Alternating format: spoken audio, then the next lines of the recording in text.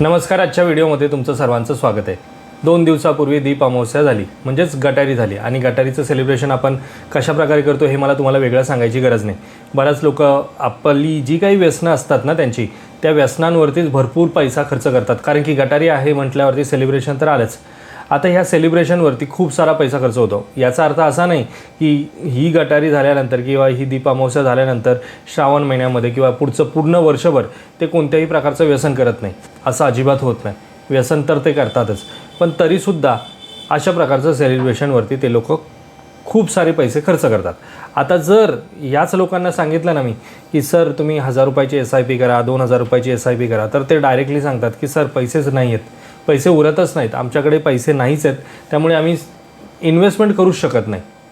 तर आजच्या व्हिडिओमध्ये मी तुम्हाला अशा प्रकारे जी लोक अशा व्यसनाच्या अधीन झाली आहेत, ज्यांना आतमधून असं वाटतं की इन्व्हेस्टमेंट करायला हवी पण पैसा उरतच नाही, पैसा खर्च होतो आणि तो पैसा जर खर्च झाला तर इन्व्हेस्टमेंट कशी करणार ना, पण त्यांना इन्व्हेस्टमेंट करायची आहे. तर हा पैसा आपण कशा प्रकारे वाचवू शकतो व्यसन न सोडता, ते आपण आजच्या या व्हिडिओमध्ये पाहणार आहोत. तर चला व्हिडिओला स्टार्ट करूयात. पण व्हिडिओला स्टार्ट करण्या अगोदर जर तुम्ही चॅनलवरती नवीन असाल आणि चॅनलला अजूनही सबस्क्राईब केलं नसेल तर चॅनलला सबस्क्राईब करून ठेवा, म्हणजे असंच इन्फॉर्मेटिव्ह व्हिडिओज तुम्हाला या चॅनलवरती पाहता येतील. तर चला व्हिडिओला स्टार्ट करूयात.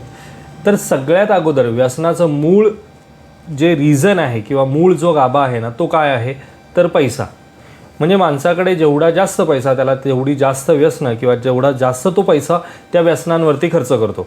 ज्याच्याकडे पैसे कमी तो कमी अमाऊंटच्या किंवा कमी किमतीच्या व्यसनांवरती पैसे खर्च करतो. ज्याच्याकडे जास्त पैसे ते महागडे व्यसनं करण्यामध्ये पैसे खर्च होतात.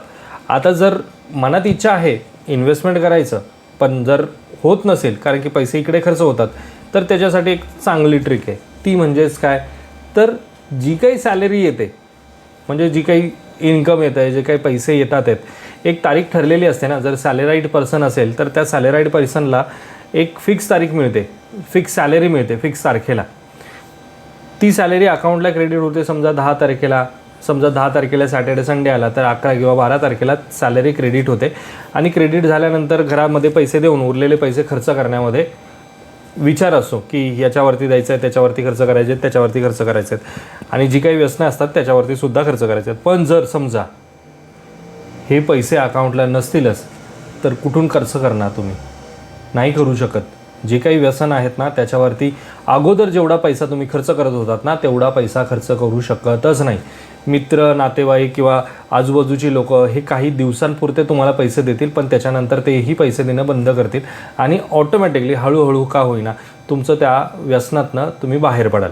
आता मी व्यसनमुक्तीबद्दल वगैरे काही बोलत नाही, कारण की मी कोण ज्ञान देणार ना. कारण की बऱ्याच लोकांना ज्यांना व्यसन सोडायचं आहे त्याला कितीही काही गोष्टी सांगा, तो व्यसन सोडत नाही. हे त्याच्या इच्छेवरती आहे, त्यामुळे त्याच्याशी रिलेटेड मी काही बोलत नाही. तर व्हिडिओमध्ये मला तुम्हाला हे सांगायचं आहे की व्यसन कंटिन्यू ठेवूनसुद्धा कशा प्रकारे इन्व्हेस्टमेंट करता येते त्याबद्दल बोलूयात. तर मगाशी जसं मी सांगितलं की सॅलरी अकाउंटला क्रेडिट झाली 10 तारखेला, 11 तारखेला, 12 तारखेला. आता ह्या 12 तारखेलाच लगेचच तुम्ही तुमची जी काही इन्व्हेस्टमेंट आहे, मग ती म्युच्युअल फंडमध्ये असो, गोल्डमध्ये असो, कुठलीही करा पण ती इन्व्हेस्टमेंट तुम्ही सुरू करायची. 2000 रुपयाची, 3000 रुपयाची, 4000 रुपयाची.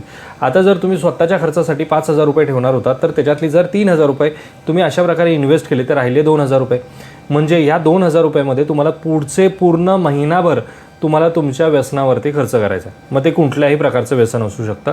मी प्रत्येक व्यसनाबद्दल काही बोलत नाही आणि कुठल्याही व्यसनाबद्दल मला बोलायचंही नाही. तर उद्देश हा आहे की जर 2000 रुपयामध्ये पुढचा महिनाभर काढायचा आहे ना, तर माणूस ऑटोमॅटिकली आपल्या जी काही इच्छा आहेत ना त्या इच्छेवरती कंट्रोल करण्याचा प्रयत्न करतो की नाही मला हे खायचं आहे किंवा मला हे प्यायचं आहे किंवा मला हे ओढायची आहे, तर ती जी आहे ना त्याच्यावरती कंट्रोल असणार आहे. मित्र चाललेत बाहेर ब्रेकमध्ये आणि त्यांच्याबरोबर जायची इच्छा असेल पण अकाउंटमध्ये पैसे नसेल तर जाणार नाही, काम करत राहणार. मित्रांबरोबर बाहेर फिरायला जायचं आहे, फिरू शकत नाही कारण की अकाउंटला तेवढे पैसे नाही आहेत, मग ते फिरता येणार नाही. म्हणजे ऑटोमॅटिकली ज्या काही तुमची जी काही व्यसनं आहेत इतर कोणतीही प्रकारची, ती ऑटोमॅटिकली हळूहळू का होईना तुम्ही त्याच्यावरती कंट्रोल करायला शिकाल.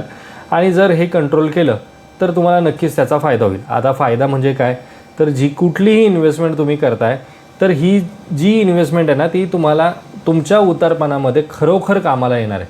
कारण की आपण ज्या गोष्टींसाठी खर्च करतोय ना, जे व्यसनांसाठी तुम्ही खर्च करताय, त्याच्यामधून काहीच फायदा नाही आहे. ना तुमचं आरोग्य चांगलं राहणार आहे, ना तुमच्या घरातल्या मुलांना, बाळांना, ज्या काही गोष्टी घरातले सदस्य असतील त्यांना शांती मिळणार नाही आहे, किंवा तुम्हाला स्वतःला तुमच्या स्किलमध्ये किंवा तुमच्या पर्सनॅलिटीमध्ये काहीही डेव्हलपमेंट होणार नाही.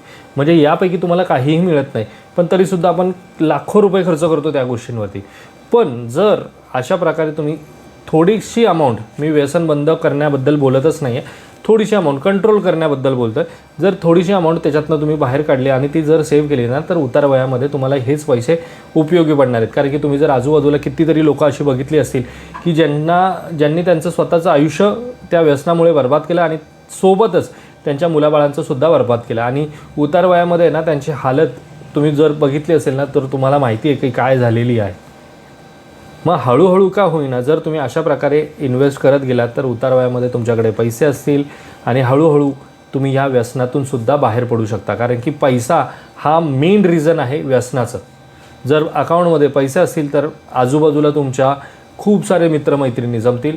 जर तुमच्या अकाउंटला पैसे नसतील तर जे मित्रमैत्रिणी तुमच्या आजूबाजूला जमत आहेत ना, त्यांची संख्यासुद्धा ऑटोमॅटिकली कमी होत जाणार, आणि हळूहळू का होईना तुम्हाला कळेल की आपली माणसं कोण आहेत, दुसरी माणसं कोण आहेत, आणि यामधला आपल्याला कोणाला निवडायचं आहे हे तुम्हाला हळूहळू का होईना समजायला सुरुवात होईल, आणि त्यातून काहीतरी इन्व्हेस्टमेंट व्हायला सुरुवात होईल.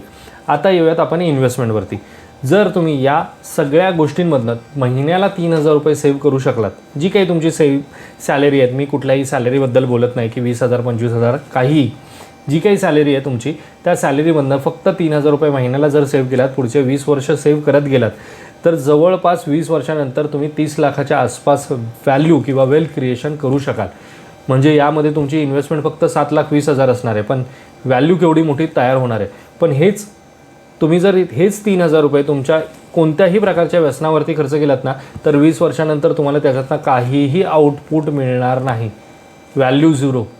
तुमचं जे काही मेंटल हेल्थ आहे, फिजिकल हेल्थ आहे, ते तर खराब होणारच आहे, पण त्याबरोबर तुम्हाला पैसासुद्धा काहीही मिळणार नाही. त्यामुळे जर तुम्हाला अशा प्रकारे तुमच्या व्यसनावरती कंट्रोल करून इन्व्हेस्टमेंट करायची असेल ना, तर खूप सारे ऑप्शन्स आहेत, त्यामधून आपण करू शकतो. कारण की जर अकाउंटला पैसेच नसतील, मगाशी सांगितल्याप्रमाणे जर अकाउंटला पैसेच नसतील, तर व्यसनांवरती ऑटोमॅटिकली कंट्रोल येतो. कारण की मित्र मैत्रिणी, जे कोणी लोक तुम्हाला जवळचे आहेत, ते लोक तुम्हाला खूप कमी दिवसापर्यंत, म्हणजे जे तुमच्याबरोबर उठतात बसतात, तुमच्याबरोबर व्यसन करतात ना, ते खूप कमी दिवसापर्यंत तुम्हाला सपोर्ट करतील, तुम्हाला पैसे देतील सुद्धा.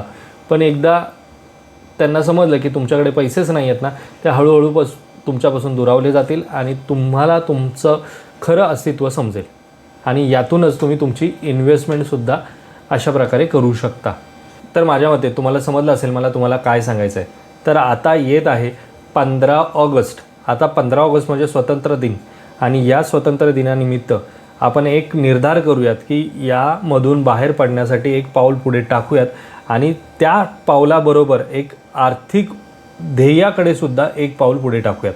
म्हणजे एकाच वेळी तुम्ही 2 वेगवेगळ्या उद्दिष्टांसाठी बाहेर पडत आहात, आणि जर तुम्ही हे पुढचे 1 वर्ष केलात ना, फक्त 1 वर्ष करून पहा, नक्कीच तुम्हाला ह्या दोन्ही गोष्टींमधून ना बाहेर पडण्याचा एक चांगला मार्ग सुचेल. जर आजचा हा व्हिडिओ तुम्हाला आवडला असेल तर व्हिडिओला लाईक करा. चॅनलवरती जर तुम्ही नवीन असाल तर चॅनलला सबस्क्राईब करा. भेटूयात मित्रांनो अशाच एका इन्फॉर्मेटिव्ह व्हिडिओमध्ये. तोपर्यंत बाय बाय.